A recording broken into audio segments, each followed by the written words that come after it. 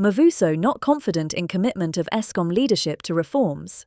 Business Leadership South Africa CEO Busisiwe Mavuso, who has had an ongoing public disagreement with Eskom's chairperson Mteto Nyati over the creation with the transmission assets of an independent transmission system operator, TSO, says she does not have confidence that the current Eskom leadership is committed to government's reforms. Writing in her weekly newsletter, Mavuso slammed those who she described as reform resistors, taking particular aim at the Eskom board's current approach to the unbundling of the TSO, as well as the National Union of Mineworkers' legal challenge to the restructuring. I do not have confidence that the current Eskom leadership is genuinely committed to the success of these reforms, she writes, arguing that the board continued to foreground obstacles rather than solutions. Eskom, which is highly indebted, values the grid assets at some 110 billion rand and, in December, proposed that the TSO be established without those assets, which it said should remain part of an Eskom subsidiary to avoid any potential default. That position was overruled by President Cyril Ramaphosa in his State of the Nation address in February, when he set up an Eskom restructuring task team to assess ways of creating a TSO with the assets. In a report that the president subsequently endorsed, the task team confirmed the desirability and viability of creating a new state-owned entity with the transmission assets, triggering a second phase during which it would move to find implementation solutions.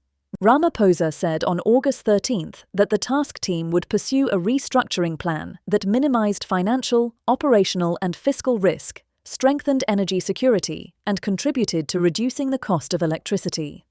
We will undertake this restructuring carefully and responsibly. We will safeguard the financial sustainability of Eskom. We will protect energy security. And we will ensure that workers are treated fairly, Ramaphosa said in a speech to the Steel and Engineering Federation of Southern Africa. Nyati, whose term as board chair expires in October, has been vocal in his warning against the immediate transfer of the grid assets. This earned him a rebuke from the presidency, who said it was unfortunate that an impression had been created that the process had not included Eskom and was to its detriment. All of Eskom's concerns are well known and have been thoroughly discussed in government and with Eskom, spokesperson Vincent Magwenya told Bloomberg. Mavuso acknowledged that the restructuring of Eskom involved real complexity, but argued that there was a difference between acknowledging complexity and weaponizing it to resist change. Obviously, the transmission assets are currently on the balance sheet of the utility to which they have lent those billions. They will not want the creditworthiness of that utility compromised through the unbundling. That is perfectly understandable, and respect for the rights of lenders and other investors is paramount in the process. But the bankers and lenders I speak to are clear that they are open to the conversation. It just needs to start. The Eskom board is not starting it. That is the problem, she wrote.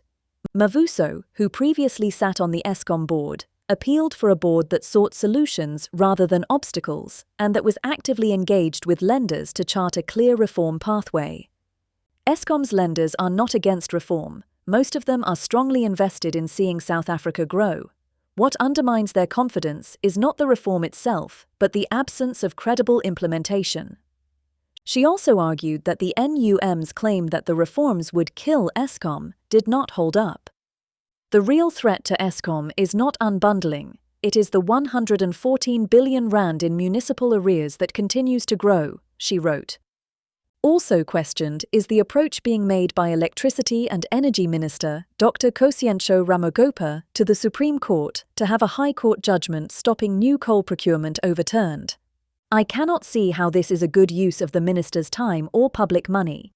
The 2025 Integrated Resource Plan includes zero new coal generation, so the minister is fighting in court for a technology the government has no plans to use.